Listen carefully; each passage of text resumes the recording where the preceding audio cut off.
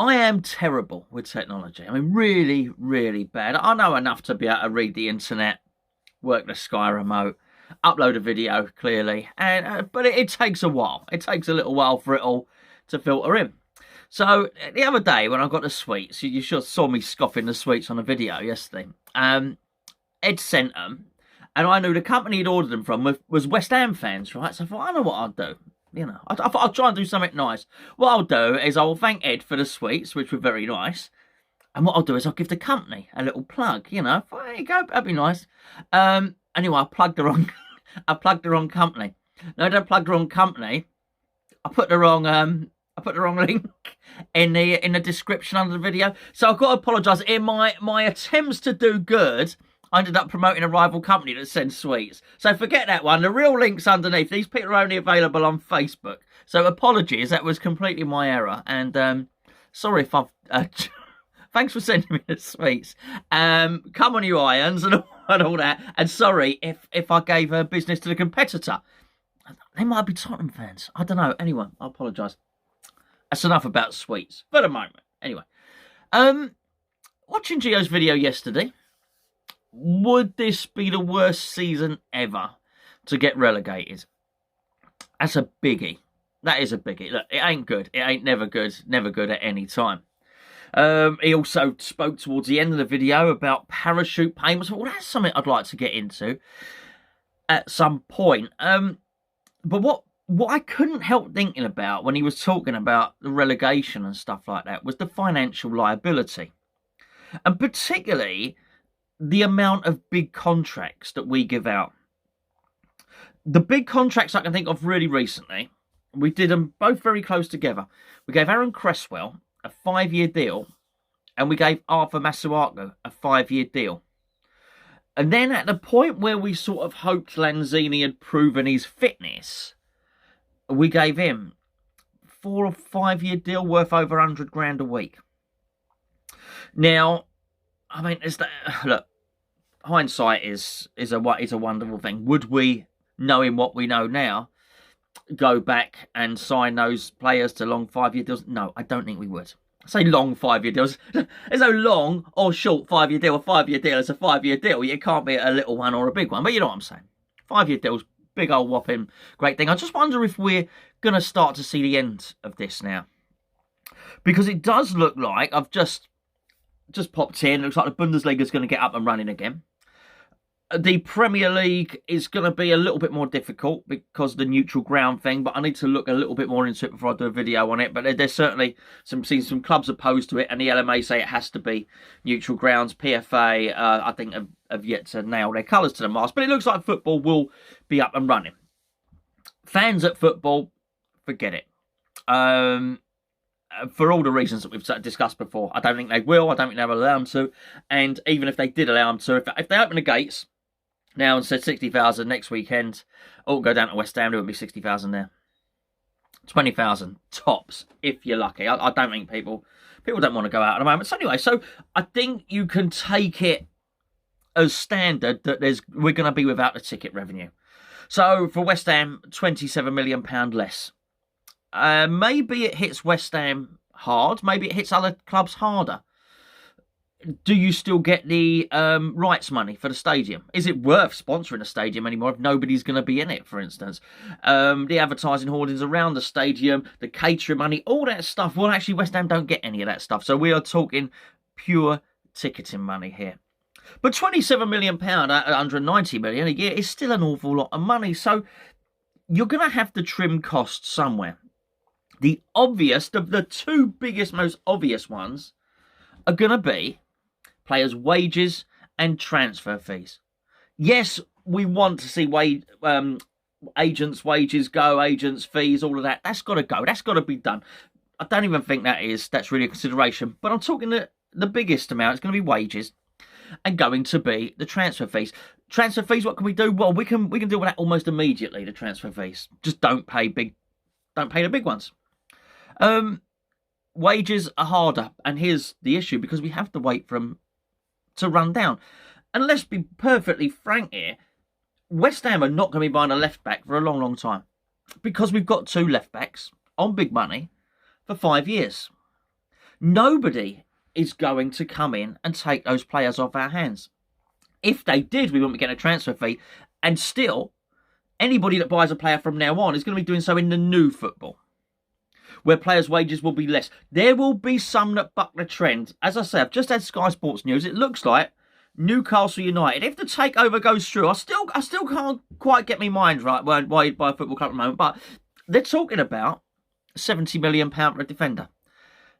Now, okay, if they're going to do that sort of thing, then there will be some sort of inflation of the fees going on, some sort of inflation in wages, but it's going to be happening within a bubble.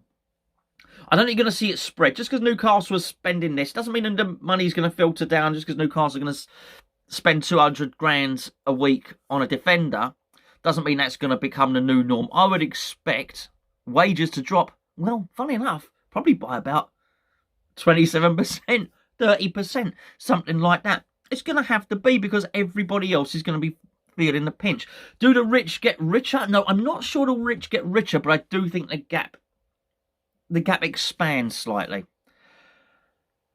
Sponsorship's a big one. I've discussed it before. Look at Man United. Man United Chevrolet sponsor their training kits, their home kits, something like that. I mean, they've got someone separate sponsors the training kit, someone else sponsors the match day shirt. How long is Chevrolet going to want to advertise for? Probably not too much longer, I'd imagine. They're not making or selling any cars as it stands. Every single club's going to have to deal with one particular thing, be it a sponsorship, ticketing. Some clubs are going to have to deal with many of those things. But my point is, the contracts, the long-term contracts are going to go. I'm pretty sure of it. I think pretty soon we're going to see the norm whereby you have 3-year contracts would be a big one. They're going to be more ratcheted. So you're going to have to sort of prove your worth to get the additional year. You're going to have to prove your worth. They will go up incrementally the first year, the second year, the third year. Which is going to be no bad thing, because really that's going to reward loyalty. Really, are people going to struggle if they're not on £100 a week? Actually, they're on 60 grand a week or something like that? No, it's still a really well-paid job. They're going to have trouble when players come in initially, whilst those old contracts are being done, whilst those old contracts are being wound down. But I do think at the moment there must be a lot of regret. Not just at West Ham, a lot of clubs. There'll be a lot. We know about West Ham, we know about Masuaku, we know about Cresswell, we know about Lanzini because we're West Ham fans. That's what we pay attention to. But there will be other clubs who have tied players down for long-term contracts, and they're going to be thinking, well, no, this is not the way forward anymore. I don't think football's doom and gloom. I think there is a future for football.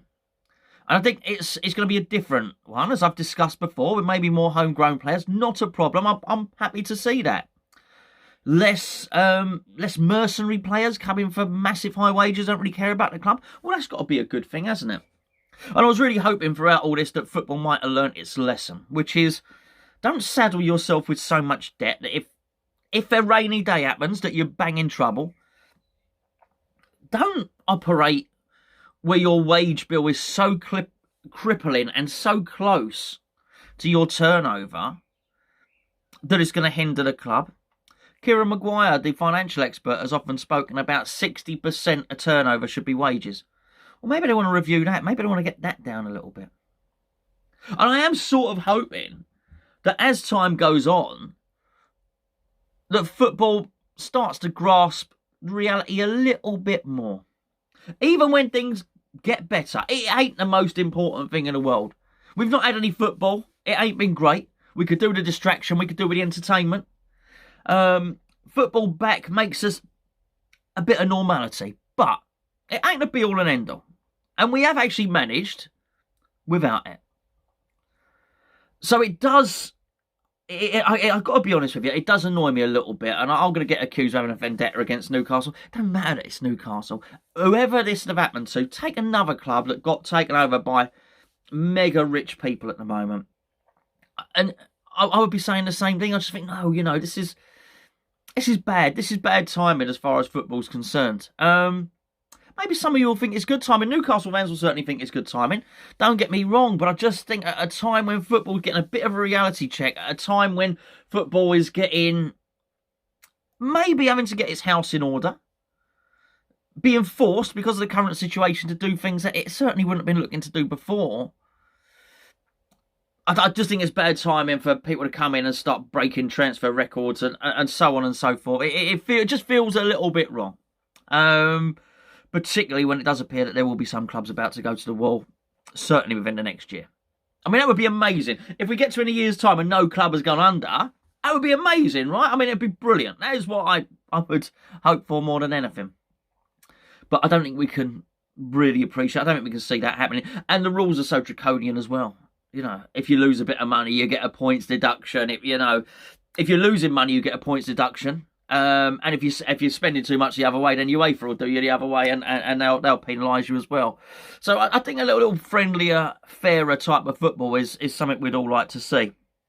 However, I do think if we're going to do that, if we're going to have a bit of a reality check, then players coming in, 5-year contracts on a whim, just because you feel like it, bad news. I think West Ham regret it. I'm sure the players don't.